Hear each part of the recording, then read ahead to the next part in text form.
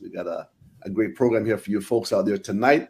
So grab your husband, your fiance, your boyfriend. They need to hear some of these things that we're going to talk about from these wives that we're going to have on the show. So thanks for tuning in to Transforming Your Relationship. My guests tonight are some beautiful ladies, Charmaine Barnett, Karen Jackson, Michelle Walters from the United States, Ingrid Gentles, and I've known most of these here, except for Ingrid. I've known them for, my Lord, 20 years. Marcia Terry was supposed to be here, but conflicting schedule. I've known her for, my Lord, over 50 years. Wow, we actually living that long.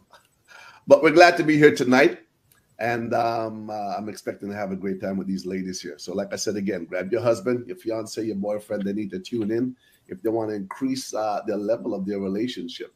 So we've got a lot here to cover, but we probably won't get it all. So we'll see what happens as a continuation. So I'm going to ask each of these ladies for 2 minutes to tell us a little bit about yourself. I know these ladies most of them are business entrepreneurs. You know, they're doing so well. So tell us a little bit about yourself. Let's go with you, Charmaine, our principal. Good evening, everybody. It's nice to be here. So, as you just said, my name is Charmaine. I am currently a principal of a private school from children's JK to grade 12. Not much of an entrepreneur these days. I guess I'd rather be at the 9 to 5. I just admire these other ladies as they endeavor to do all they're doing and then try to support them. So yeah, I'm happy to be here tonight, and that's just a little bit about me. Great. Karen Jackson, good to have you, Charmaine. Good friend of mine. Karen Jackson, another good friend. Tell us a little bit about yourself, Karen, the business you got going there. Okay. Hi, my name is Karen Jackson Seymour. I'm from Toronto, Ontario. I am interior stylist. My business is called SBK Decor. I do interior decorating for people's homes and floor arrangements. And I've recently gone back to school. Beautiful. Middle age here, crisis, I guess. So I've gone back to school, and I'm a mother of 2 young men, 18 and 22, soon to be 23. Yeah, and that's nutshell. That's about me. Interesting. Then we have the amazing Michelle Walters Johnson. She's promised to behave herself tonight, so we're going to see if she actually lives up to that. Actually, I didn't swear on a Bible though, so it doesn't mean that. Hi, everybody. I'm Michelle Walters Johnson. I am. What am I? I live in Windsor Mill, Maryland. I am the mother of 3 children, ages 16 to 23. I have been married going on 29 years now. Recently got a promotion to Senior Associate Director of Graduate Admission.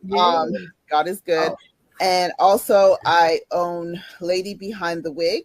And Lady Behind the Wig is a organization that promotes awareness about alopecia, also supports women that are going through alopecia. And we also sell wigs for those going through hair loss. And that's enough about me. All right. And then there's Ingrid. Hello, everyone. My name is Ingrid Gentles. I'm currently retired, 32 years with the provincial government in Canada. Wow. Currently now retired and have now taken up, I've become a chaplain, and now I'm currently doing chaplaincy work, as well as I'm also an entrepreneur as well. I've got 2 grown children, and just looking forward to seeing what God is going to do in the next phase of my life. Amen. That's always the interesting part. Just looking forward to what God is going to do. Let me tell you, the God that we serve, you folks can attest to that. He is full of surprises. You might think you have your plan all locked down, and he'll just put a curve and a monkey wrench in there, and that's just how we do. We just show up. We show up every day and just believe God will just guide and lead us. So I want to start off with a scripture. I love the scripture in 1 Peter 3 and verse 7. I think every husband should know this scripture. I mean, there's many others, but this one in particular, I really like it. 1 Peter 3 and 7 says, likewise, ye husbands, dwell with them, who's them? Your wives, according to knowledge, get to know her a little bit, get to know her ins, get to know her quirks, get to know the emotional side, the physical side, the intimacy side. Get to know her according to knowledge. And after you've known all that, he says, giving honor unto the wife as unto the weaker vessel, and as being heirs together of the grace of life, that your prayers be not hindered. Men, if you don't treat husbands, if you don't treat your wife right, you know what? You better get down on your knees and ask God for forgiveness. That your prayers is not even going to go above the ceiling. You can take that to the bank. I didn't say that. God said that's his word. So those that need to repent, you have an opportunity to do that tonight while we go through the program. So interesting topic tonight. What every wives wish their husband knew. So I've been playing with this here for a while, and I figured, you know what? I'm going to get it out there, and I'm going to get these amazing ladies on here to help out. And so there's a bunch of lists of topics I have here. I know we won't get to them all. Excuse my voice. I caught a little bit of a cold or flu here, so I'm showing up as I promised I would every Friday at 5:30 Mountain Standard Time. So appreciation, ladies, and you can chime in anytime as you want. What would you wish your husband knew when it came to appreciation? And how could that motivate you to go to the next level? How could that motivate you to drag him into the bedroom? How could that motivate you to take him out to dinner? But go ahead. Whatever wives wished your husband knew when it came to appreciation. I guess it's that it doesn't take a lot. I think it's simply said. You said appreciation. So in all your efforts and all your doing and all your dealing and all your giving, it's just nice for someone to truly appreciate you for all that you do. And just simply saying that, right? I appreciate you. Or thank you for helping me, or thank you for doing it. And it to me, I think it's so simple, but yet so impactful that you just feel valued. You just feel like what you're doing is not in vain, that somebody sees you and they really are like, yes, yes, I see everything you do and I truly appreciate you. So simple word, I think, but such a big bang, such a big meaning. That's enough to turn the relationship around. Michelle, how about you? Ingrid and Karen, you tune in anytime. I think just to tack on to what my sister said, definitely just even saying the word. Some men feel as though they have to do a big to-do in order to show their appreciation. And I think it sometimes, even as wives, we don't always recognize that how much we actually do. And then it hits you and you're like, well, nobody even cares. Like nobody even cares. I did this. I run the world and I put all these things together. Then I got to come home and take care of this. And you hear us complain. And really at the end of the day, it's because we don't always feel like people take us for granted. We don't always feel like people appreciate even the little things. So again, saying a thank you is good, but even just sometimes saying, you know what, I know I worked hard today too, but I'm going to come in and make sure I warm up the food. So sometimes not just the saying it, but the showing of appreciation comes from not a gift, not necessarily you taking me out, but for you to say, well, let me take that burden off of you, or let me share that burden with you. I think appreciation is so important and critical. It's a simple word and it's a simple thing, and some men may miss it, some may not miss it, but it's like a love language that most females or women or anybody in general would like to feel validated by saying thank you, I appreciate what you've done for me today, or the last 10 years or whatever. You know what I mean? I think it just gives some kind of validation. Beautiful. Such a simple word. How about you, Ingrid? And I've got something to add. I think I'm going to just echo what Karen just said.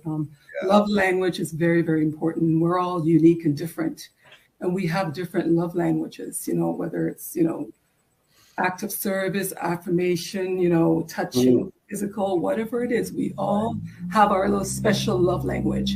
And so I think it would be important for each of our spouse to take the time to know your wife, know your spouse well, find out what is it that makes her feel validated.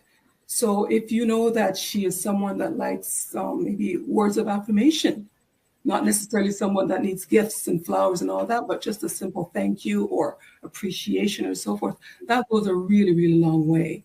So I think if each husband would take the time to understand their spouse, their wife, and take the time to know them inside out, that in itself is a love language in itself, by the way.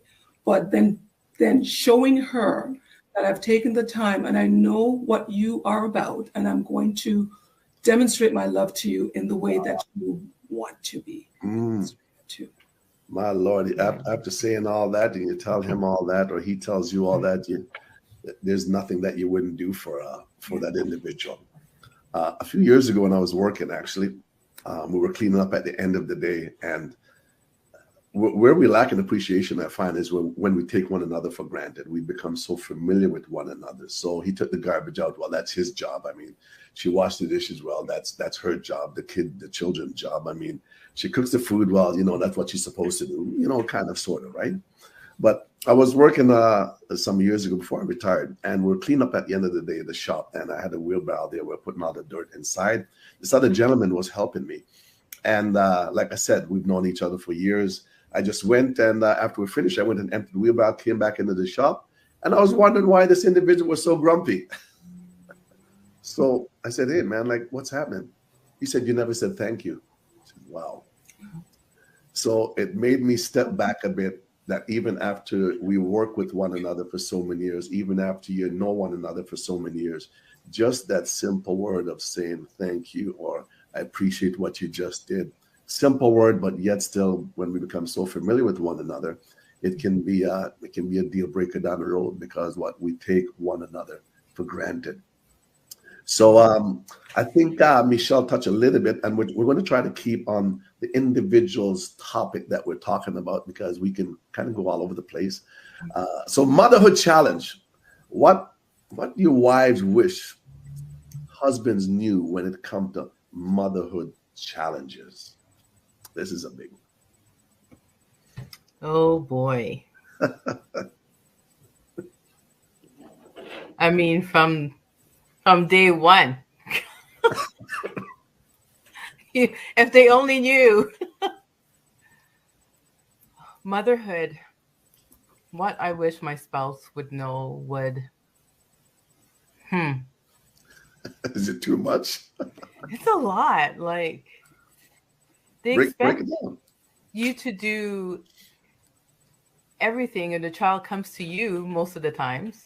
And then they're like, as they grow up, they're coming to you most of the times. Oh, they care for you more. Oh, you understand them better. I don't know how to. You can explain it better.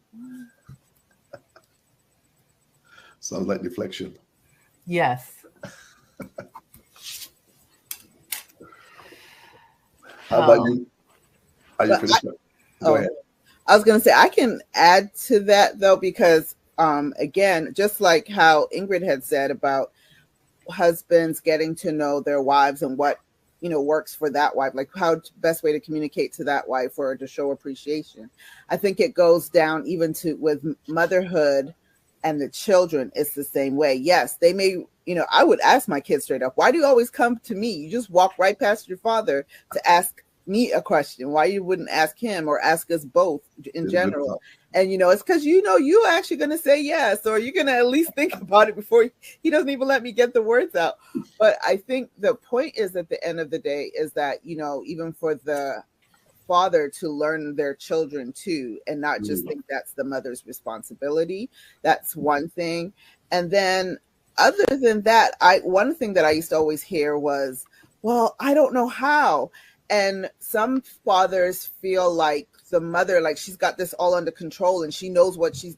I never had a child before either. I don't know what to do with them either. I'm just like trying things. So sometimes just to jump in and make the attempt to try to make it work, I think would be again, it goes back to appreciation, although we're talking about motherhood, but I think that would be appreciated. Is like, yeah, you're afraid, but guess what? I'm afraid too. I don't always get it right either. So motherhood is like, I think for me going now in hindsight, now my kids are almost grown, for me going into it, I wish that the husband understood that I don't know what I'm doing either. There's no manual, there's no book. I mean, there's books out there that people write about it, but there's no book I'm reading from. I'm just going by my intuition or by my heart. And, you know, just join in. Let's figure this out together. No, absolutely. When it comes to the motherhood challenge too, I've noticed after the mother's been home all day, she's been doing everything else, and the husband comes in and he just want to sit down on the couch and watch TV and expecting dinner to be there on time and everything else. You know what? I think they need like a little check on that, because I had an instance where, you know, if you're tired coming in, how much time do you really need to wind down? So we appreciate that. Let me know how much time do you need to wind down, half an hour or an hour.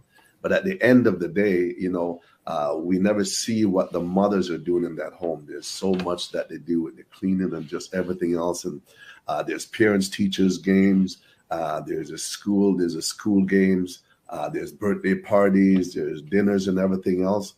It's just a lot. So I wonder sometimes as husbands, like, really know exactly the full chore that wife is doing. If he could have a camera and actually monitor for that day, he'd probably scratch his head and says, "Man, you know what?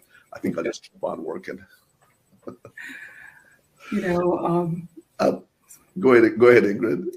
You know, I'm actually going to take my experience even a little back further. Yeah, I think what I'd like husbands to understand is that the bond between a mother and a child is slightly different. Absolutely. From the bond between a father and a child. The bond between a mother and a child starts within the womb, right? Mm-hmm. And then when that child is born, and then there's breastfeeding, and then there's always this constant touching and hugging, there's a different kind of bond that happens.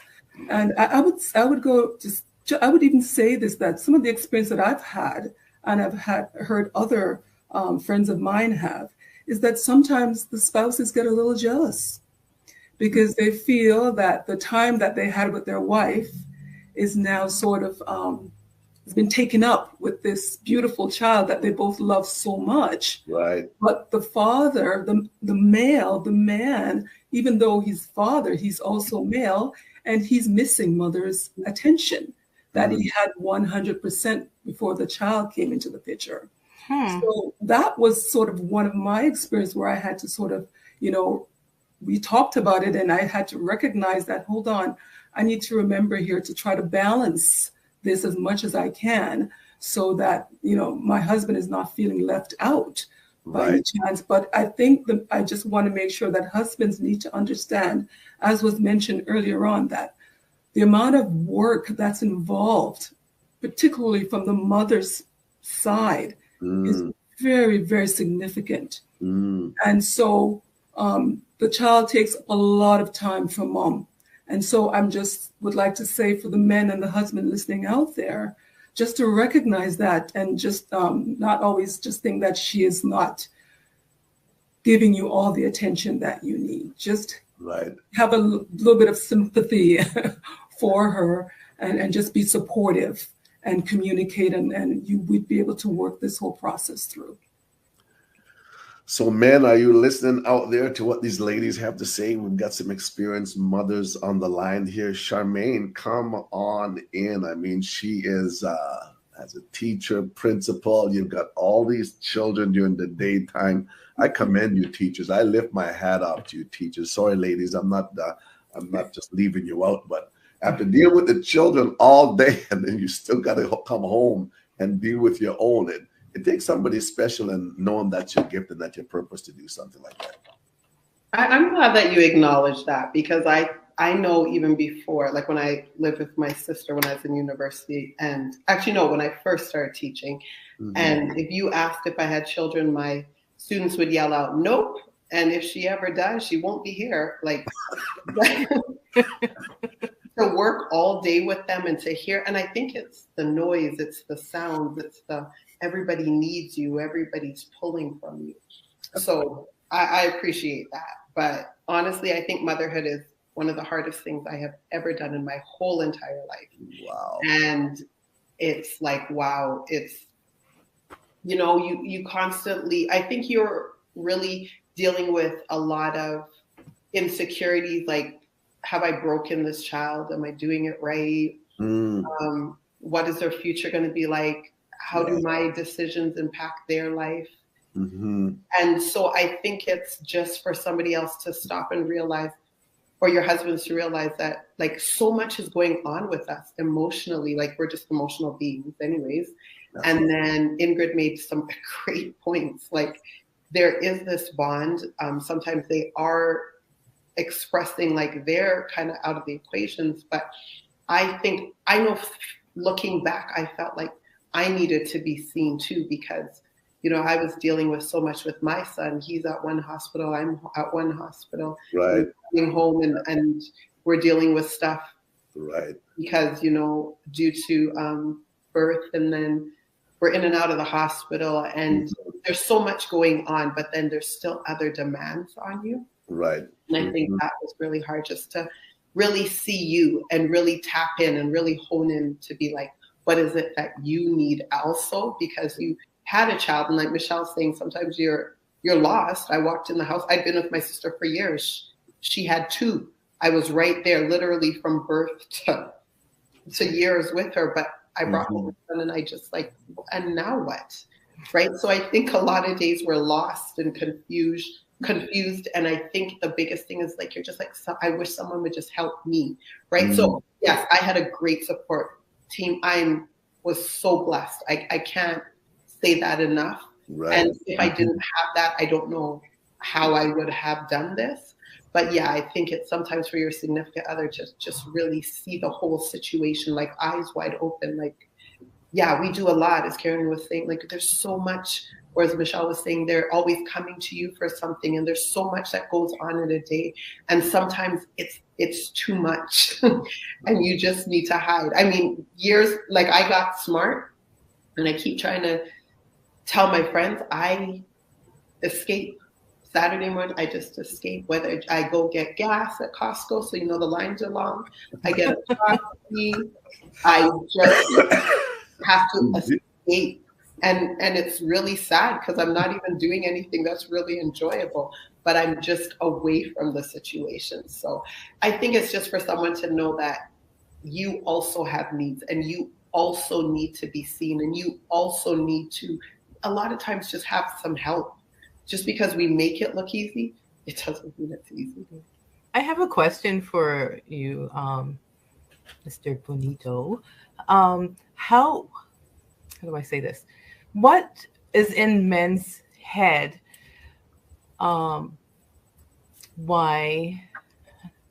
Okay, moving on. Their kids are older now. And the mothers are always, is it because of our nature that we're always worrying, or always one step ahead, planning for university, planning for their future, planning, thinking about, you know, what they're going to do and how you're going to help them, what are their liens, you know, stuff like that. Whereas the men are not thinking that. Are they just not thinking it, or they're just not communicating it?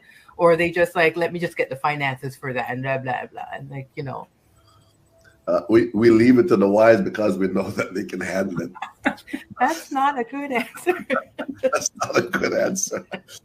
No, it's interesting, because you women have intuition. I've always said that men don't have. So this is a question here, even to answer a little bit what you're just saying there, is why is it that the majority, if you have a household with girls and boys, the ladies always have an idea what they're going to do from the time sometimes they're 17, 18, 20.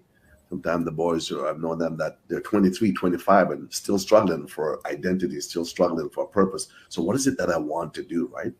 So I think it's almost in the women's DNA, the wife's DNA, that they're thinking ahead. They're not just being present, but they're also future focused for tomorrow. If we get here tomorrow, you know, how is that going to look? How are we going to show up?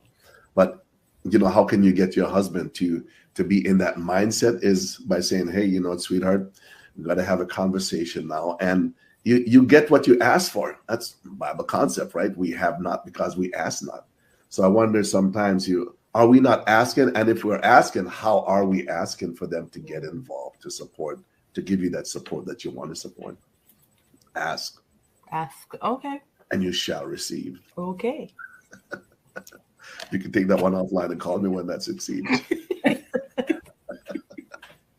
but so with motherhood and appreciation, I've seen somewhere that actually ties in.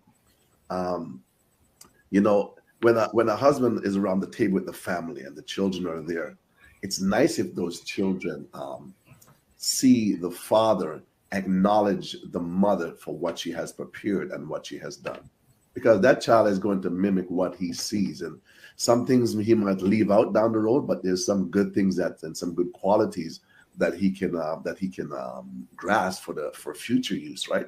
I know when I used to work out of town and I would come back, I'd work 6 days out and 6 days in. My son would pick me up and I said, come on, let's go. We're going to stop off at Safeway. I want to buy my girlfriend some flowers. He looked at me and says, my wife, David, I want to buy my wife some flowers. But I'm sending a message to him that this is how you treat your wife to be when you get to that stage. Just act appreciation. She was down here looking after the children, the finance, and just everything. And then I just show up for 6 days, almost like I'm on holidays, Karen. But we made it work. But if we don't, for the motherhood challenge, I believe that that conversation and that appreciation should be shown from the father to not just to the mother, but also that the children can see the act of appreciation for what that mother is doing. So good. So here's one. I've heard from you ladies on another program that I was blessed to be on here probably a couple of years ago. The 40 plus mindset. Can somebody tell me about this 40 plus mindset? It's like somebody says it's like the light bulb goes on. It like we've been walking around in limbo. It's been dark, and somebody turned the switch on, and all of a sudden, explain that to us and help the husbands to understand what exactly is taking place at that stage in mindset. And I know I heard Michelle said something about it in our program, but Karen, Ingrid, Charmaine, give these husbands some feedback. My experience or understanding of the 40 plus mindset is that when a woman hits 40, she comes to a place of understanding who she is and what she wants out of life. Okay. And sadly to say, a lot of times, a lot of marriages and relationships are affected because of that. Right. And, a woman comes into that place. For me, I could say that I came into that place of knowing exactly who I am. Mm-hmm. Not that I didn't know that before. Right. Exactly what I want, exactly what I don't want, and what I'm not willing to put up with. And so I think that's a place where the light bulb comes on and you have this moment of, you know what?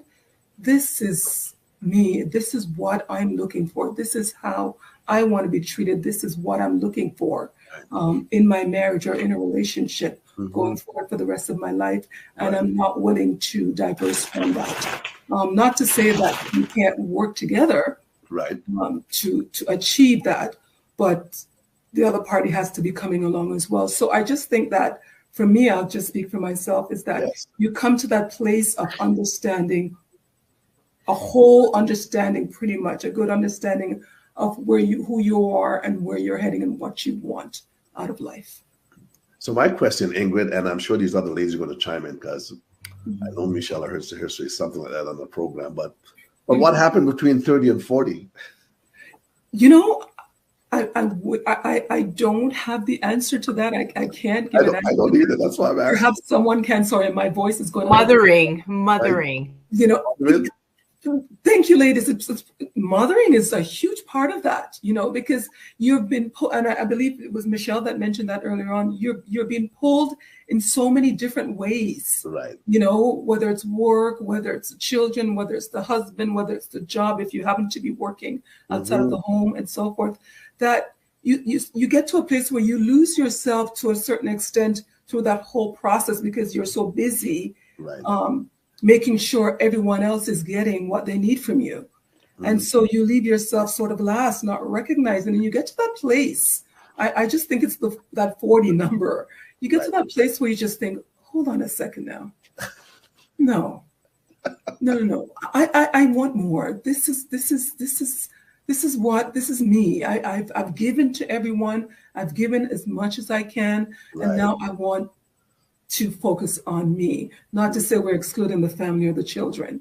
Right. And so you get to that place where you just take a breath and recognize, hey, you come into a fullness and understanding of who you are as a person and as an individual. And it's not to say that when you get married, two become one. We know that the Word of God says that. Right. However, there's still two different individuals in that marriage. You become one, but there's still two different distinct individual, different personalities. Absolutely. So you can't afford to lose yourself in that oneness. Right.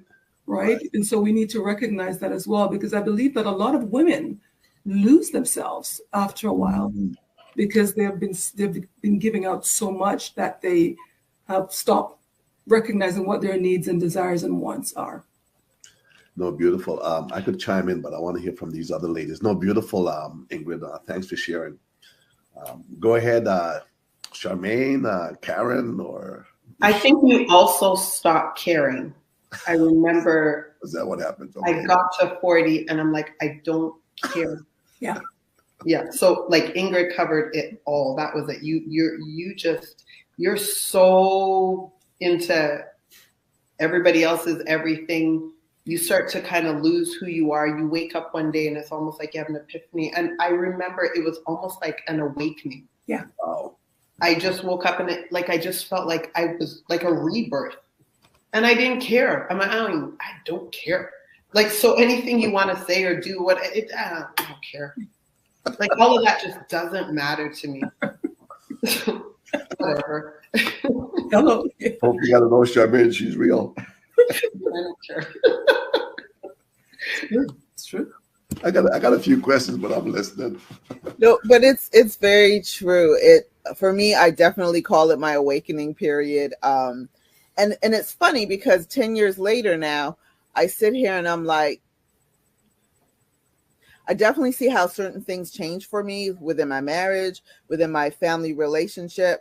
Because my husband used to tease me. He was like, what happened to that quiet little shy Michelle I married? Like, you never used to really speak up or say anything. And every once in a while he'll tease me because I'll be like, oh, can you mind if I do blah, blah, blah? He was like, why are you even asking me? You're going to do it anyways. I know, but I'm trying to be respectful and just ask your opinion.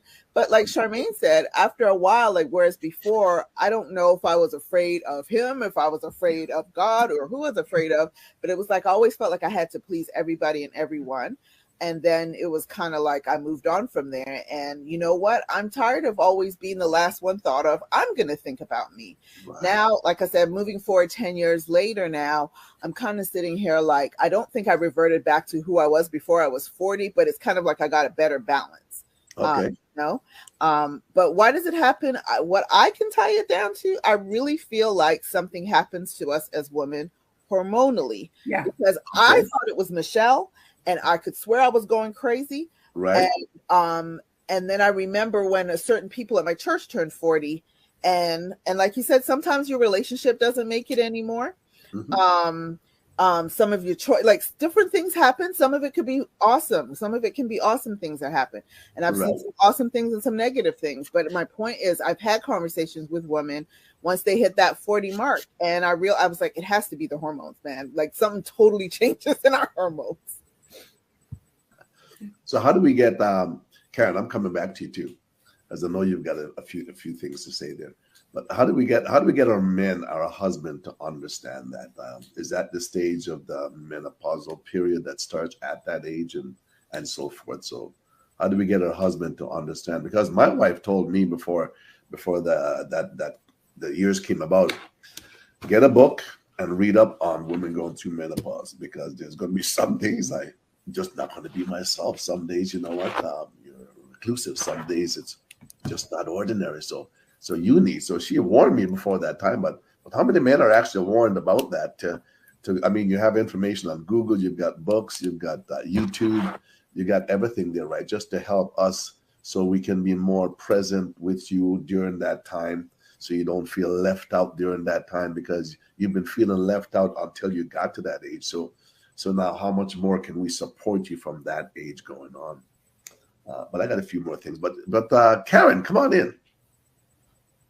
Tell us about your 40 experience. I had some changes Okay. in my life. At 40, I went on my first cruise Oh, nice. by myself. Okay, midlife crisis. No, um, I think it was a awakening from trauma Okay. that I experienced Okay. for me then. And 10 years later, still discovering and, lifing. Right. Right. No. So from 20 to 40, do we have some form of identity, or what is our identity from during that stage before we get to 40? So what I'm hearing is like we're doing everything else, but who am I? What's my purpose? It seems like I'm at the end of the totem pole here. I think that. I'm sorry. Go ahead. Thanks, Fish. I think it's because I feel like the expectation, or we've always been taught that life goes a certain way and we're supposed to be a certain somebody. Right.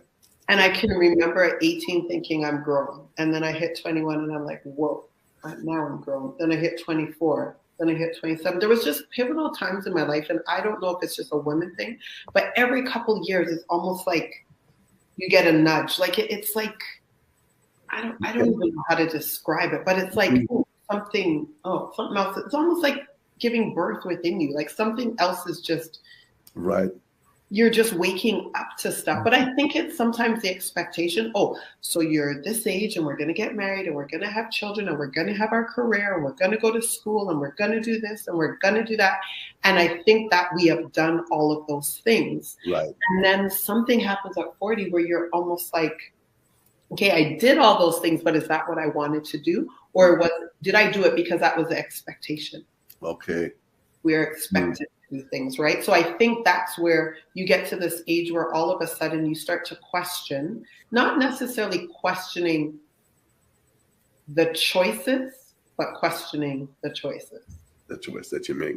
So, what would your wives want to let the husbands know? So those that are just tuning in, our thought and topic tonight is what every wives wish their husband knew. We talked about appreciation, motherhood challenge, and the 40+ mindset. So for you ladies, what is it that you'd want some of the husbands out there to know about that time period? I would say that for them to try to be sympathetic in them. When I say sympathetic, it's not like, oh, I'm depressed or something like that. Well, hopefully some people may go through that. But what I really think that they've got to be aware that it's something that can happen and to be patient. That's the word I'm looking for. Okay. Because if they're trying to say, well, I'm trying to figure out my wife, or, all of a sudden she's changing, right. Especially when they're like, it's changing and it's affecting them in a negative way. Mm-hmm. The wrong thing for you to do is come to us and tell us that. Because at that point, we're going through our own metamorphosis. And to be honest, we don't care that you've been affected. We're feeling like we have put in, I know for me at that point, I had not been married 20 years, but I had put in how many years of taking care of you and doing all this stuff for you. And that's when I'm coming through this thing of I'm not feeling appreciated. I'm doing all this stuff for the kids. And really, I think what happened too with me is the kids were growing and growing and growing. So they're becoming less dependent on me. My baby is now 5 or 6 and he's going to school. And I'm now like my time wasn't as filled up as it was before. So now I became more aware of, well, what do I want to do today? And then it's like, oh, okay, I want to go do this. Well, I don't want to go do that. Okay.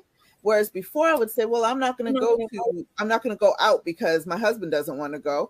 I was like, well, I don't want to sit in the house and just watch TV. So I'm going to go out. So let me just go ahead and go out. Like I started to just see myself like, I want to smell the roses. I want to go sit in the grass. Well, you know what? I'm going to do that because a lot of times what we do, like we were saying, mothering and even wifing, you are trying to get to know your spouse better. You're trying to take care of your kids. Mm-hmm. And a lot of us lose our sense of self and who we are. So I think when we're going through that 40, it's like Charmaine said, you look back on, you did this, and this, because that's what you were always taught to do. Even if you weren't taught, even if no one put it on the chalkboard, it was what you saw as your example. So you did it. but was it really what I ever really wanted to do? And I think what's different about I would think, I'm not saying that kids that are not 40 now, women are not going to still keep going through those metamorphoses. I think you go through them in different stages in life. But the thing is, now they have so much access to so much information through this thing called the internet and through this thing called social media. And a lot of times you can have friends or support groups and you can talk. A lot of the stuff that I went through, I felt like I had no one I could talk to. And I remember feeling like, I wish this was something I could go to. Church is supposed to be the place where I can go and I couldn't talk to nobody about the things I was going through. Because why? Because nobody was talking. I never saw my mother going through a change when she was in her 40s.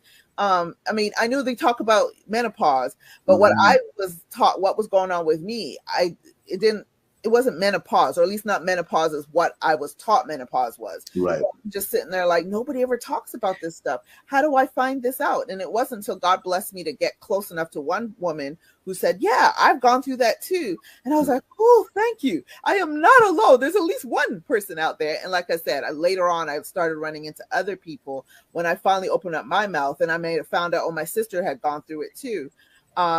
But yeah, I definitely feel like different things go on. And I think the hormones and then what your situation is, because even though with me in my 40s, I'm now getting rid of children. My sister was just having a child at 40. So she wasn't, but it still happened to her and it's her, she had her own experience. Right. So yeah, definitely husbands, don't try to understand everything. Just try to be understanding. Try to be patient.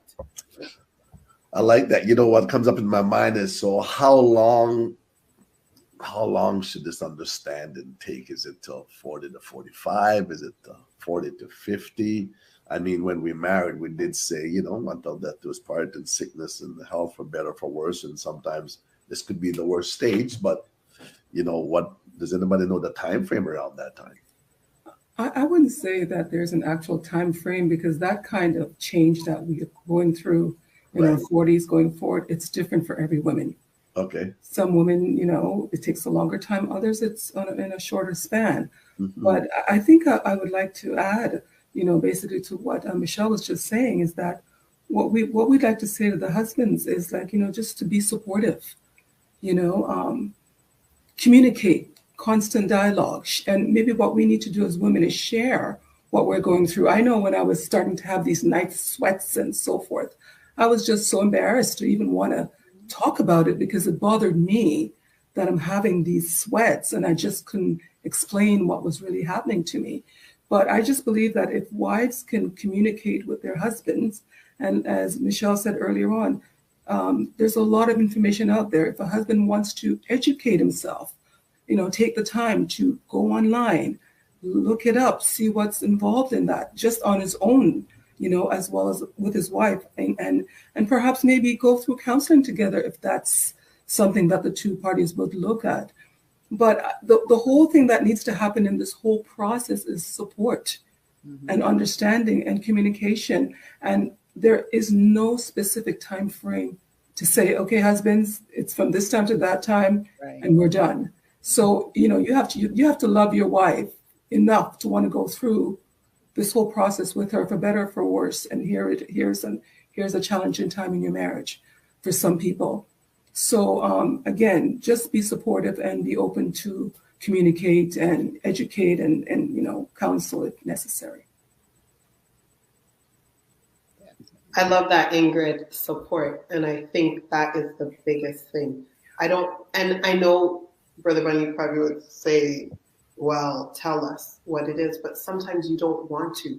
Yeah. Sometimes you just wish somebody could read the room, read the situation. I'm coming in, I'm tired, or I don't feel good, or this child's getting on the last nerves. I just need somebody else to take the wheel. I just need that support so I can get 5 minutes to just reset. And once I reset, I'm going to be okay. Yeah. But I think Ingrid hit it right on the head. It's that support. And yeah, I don't always want to tell you what you need to give me, because if you're taking care of me, you're looking out for me. Sure, I get it in that maybe your way of supporting me isn't the way that I would want. I understand that approach, but sometimes it's the simple things. I come home and there's food. Yeah. Right? I just come home and you tend to this child and I just can escape or I don't feel good, and somebody's there just to be like, I'm here. You sit down on the couch, right? And so support, that's where it is. I think that's the biggest thing that we need. Charmaine, honestly, I'll just jump in on that. I'll just share this personally. I remember I came home one day because I'm always cooking. And I came home one day and my husband cooked and I wept. I couldn't stop crying and he couldn't understand why I was crying. Oh. You know, I just kept crying. I just couldn't stop crying. And he's never cooked again since then.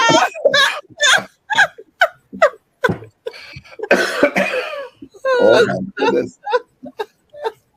Was it because of the tears, or did you say something about the food? I think it was just the tears. I don't know what happened there, but yeah, I think I just scared him. But I just couldn't stop weeping, you know. Wow. I was just so overjoyed because, you know, I heard Charmaine say that, and it just triggered that memory for me. Right. Yeah. But I'm sure you must have expressed, or did you find it hard to express why? Because he might have thought that, oh, that's just silly. I'm cooking the food for you, but it was a big thing. I did express. I did let him know. Yeah, I did let him know that I was really proud. I was very happy, and I just kept crying, and that was just, you know, I think I was so overcome with emotions that he didn't know what to do with that. So beautiful. And that was you said you never cooked again after that, Ingrid? No. Seriously. I like what Charmaine said. Husbands, yeah, you know what? Some things we might have to tell you, but husbands, learn to read the room.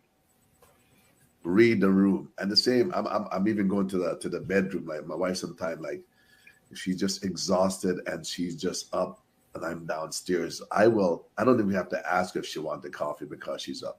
Read the room. She needs just that little bit. And it's never usually the big thing, as I'm always finding. I've been married for over 30 plus years, but it's always the little thing. And still, no matter how long you have been married, I'm finding out that there's still more things that you can find out about one another, to just have a more engaging conversation and just to share those romantic times together.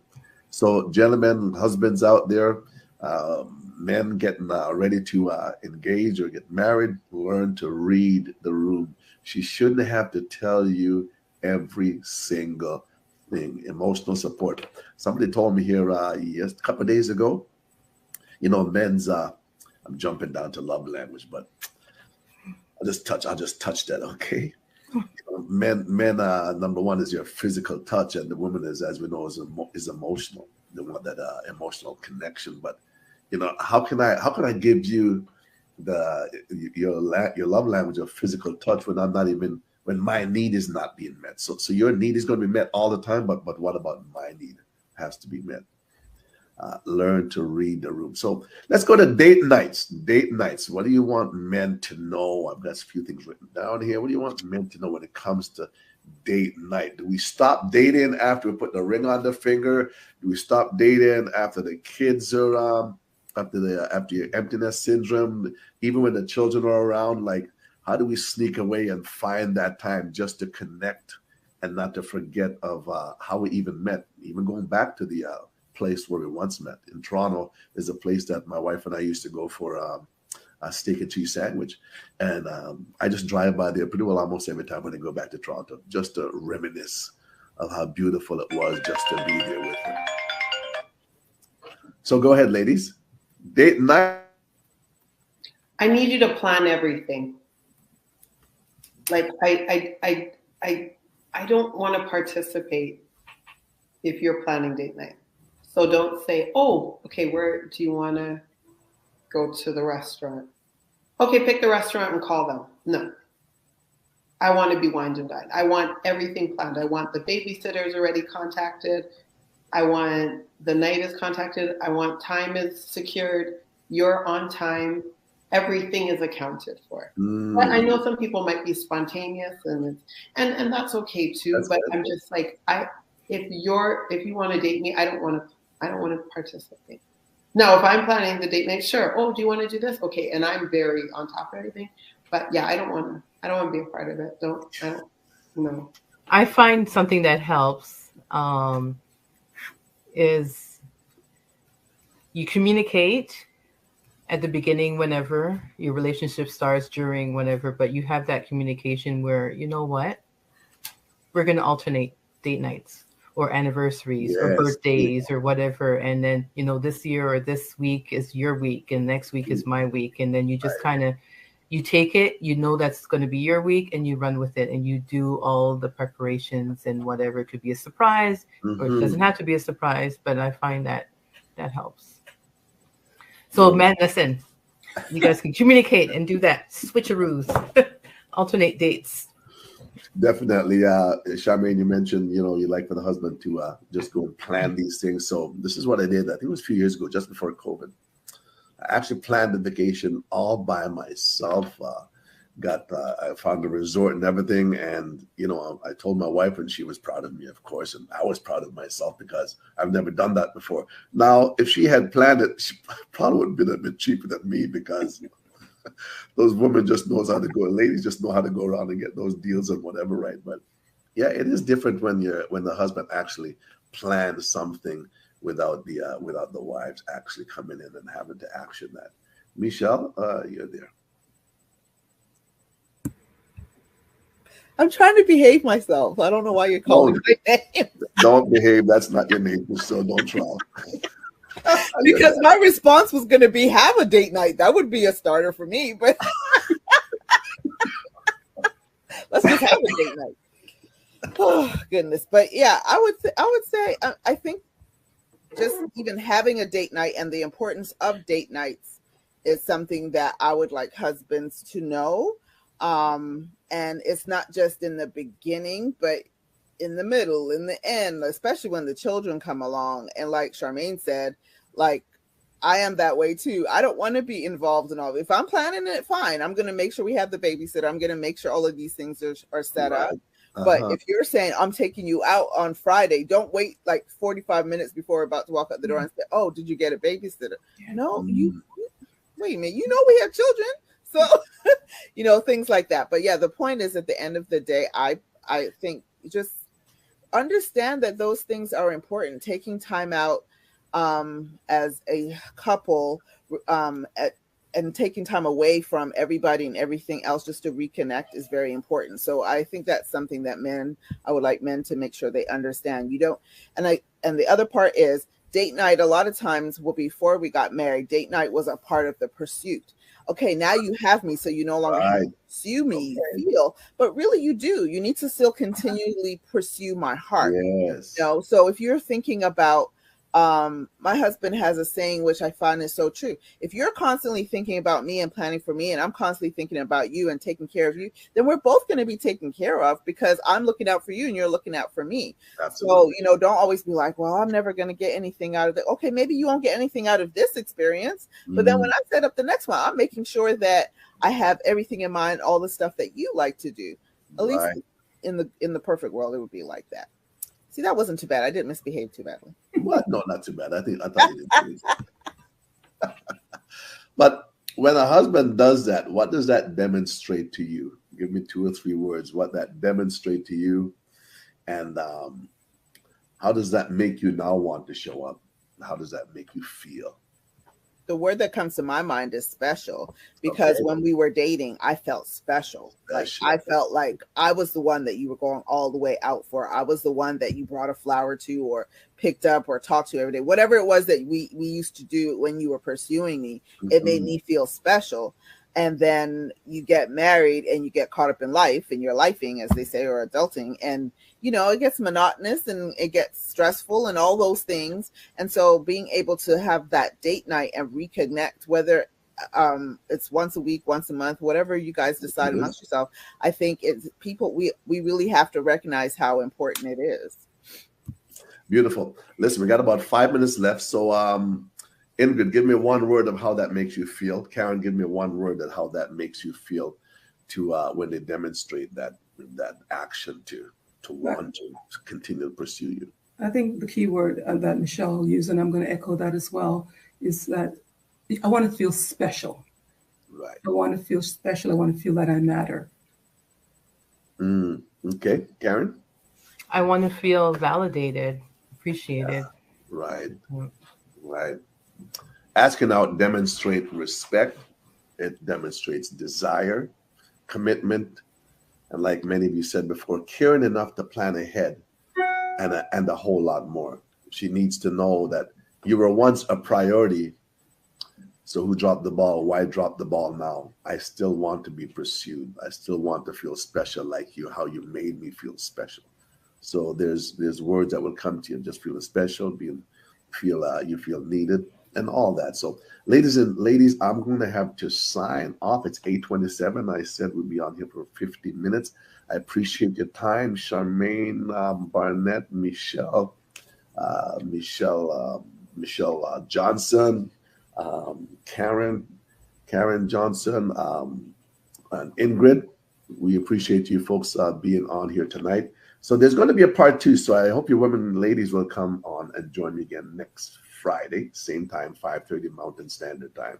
We'll be talking about me time. What about me time? Another one, do you know me? Emotional bank account. How is that showing up, or is it even showing up? Compatibility and indifference, intimacy and lack thereof, communication roadblocks, word matters, perfectionism, love language. These are all some of the topics that we'll be covering next week. So I hope you folks will be joining us. Thank you again for coming in, for being vulnerable, for expressing and just letting these men know. The program, ladies and gentlemen, was what every wives wish their husband knew. So tune in again next Friday for a continuation of what every wives wish their husband knew. And the husbands might be out there saying, well, what about us? Well, your turn is coming up, okay? You will have time to have your conversation also. So God bless each and every one of you. And thank you again one more time. Thank you. Thank you. Have a good night. Bye-bye. Thank you. Have a good Bye, night, all. everybody. Beautiful.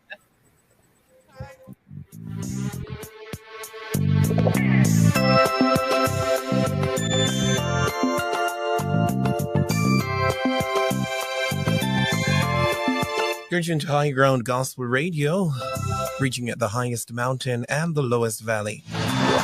Thank you for listening to the program Transforming Your Relationships. Joining us again next Friday at 5:30 Mountain Standard Time, right here on HGG Radio with Elder Bonitto Grange.